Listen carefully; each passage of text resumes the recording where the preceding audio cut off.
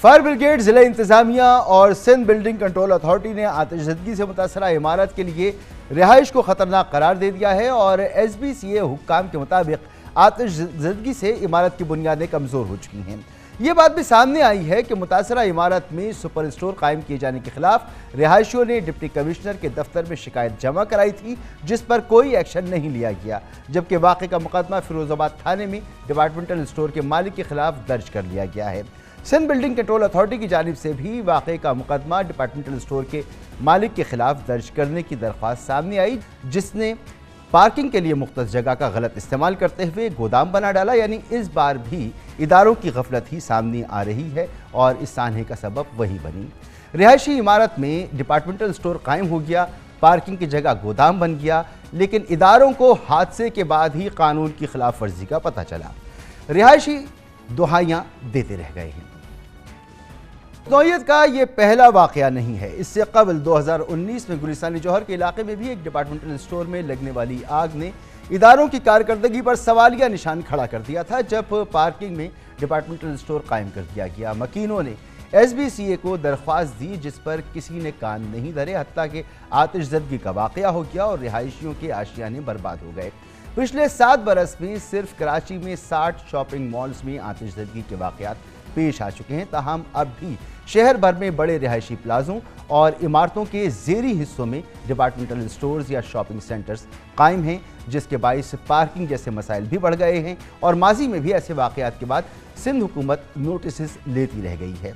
हालिया वाक़े के बाद भी सिंध हुकूमत ने सख्त नोटिस देते हुए तहक़ीक़ाती कमेटी कायम कर दी है, जिसका नतीजा कभी आवाम के सामने नहीं आता है।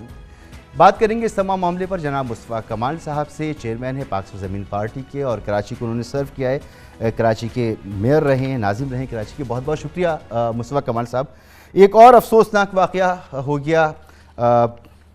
सबसे पहली बात तो ये कि आग लग जाती है, उस पर काबू नहीं पाया जाता, 34 घंटे गुजर जाते हैं।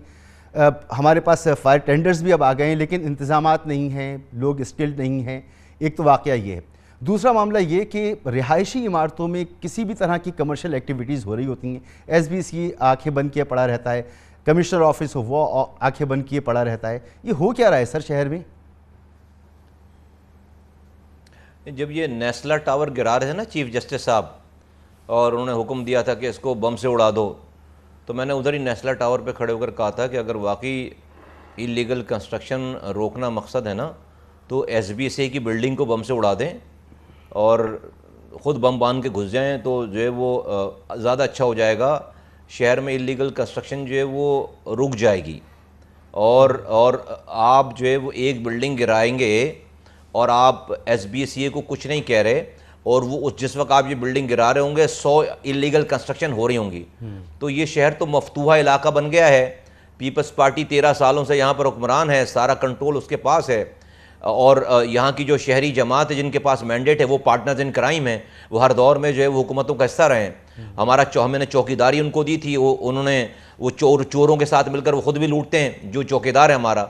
तो ये हर जो नहीं हो रहा वो अल्लाह का करम है कि नहीं हो रहा, वरना हर दफ़ा हर जगह आग लग सकती है और हो रही है। क्योंकि ये जो बिल्डिंग कंट्रोल अथॉरिटी है वो तो रिश्वत लेने कमाने का की एक जगह है, और वो उनके लोग जो है डेफिनेटली पैसे हराम लेते हैं, रिश्वतें लेते हैं, लोगों को फैसिलिटेट करते हैं, और नीचे से लेकर ऊपर तक तमाम लोग इस कामों में लगे हैं। तो ये कोई कानूनी बात नहीं है। जब आग लगी है, मैं गया था भी वहाँ पे साइट पे जी, लोग बेचारे वहाँ पर बड़े खुले आसमान के नीचे पड़े हुए हैं। अब वो आग तो बुझ जाएगी और सारा सतला हो गया। 174 मकानात हैं वहाँ पर, फैमिलीज, 3-3 करोड़ के फ्लैट्स हैं। ये कोई इलीगल भी नहीं है कि आप कहें को इलीगल कंस्ट्रक्शन में रह रहे थे, लीगल लीज जगह पे उन्होंने जो अपनी इन्वेस्टमेंट, अब वो 24 घंटे के अंदर वो रोडों पर आ गए।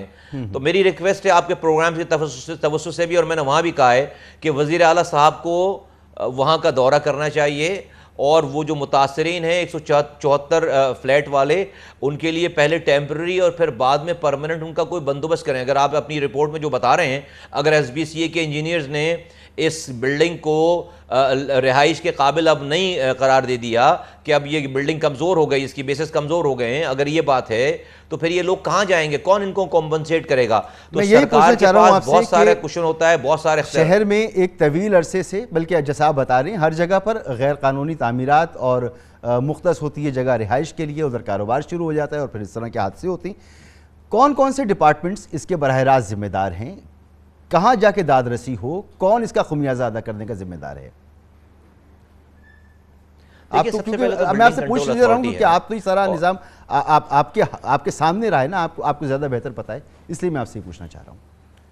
मसूद भाई, ये सबसे पहले तो बिल्डिंग कंट्रोल अथॉरिटी है ना, जिसकी जुरिसडिक्शन में किसी भी बिल्डिंग की चीज़ें, सारी चीज़ें आती हैं और उसके पास एक नक्शा जमा होता है और जब कंस्ट्रक्शन हो जाती है तो उस कंस्ट्रक्शन को वो फॉलो करने की ज़िम्मेदारी उनकी है कि भाई आया कि जो नक्शा पास हुआ है उसी नक्शे के मुताबिक कंस्ट्रक्शन हो रही नहीं हो रही है।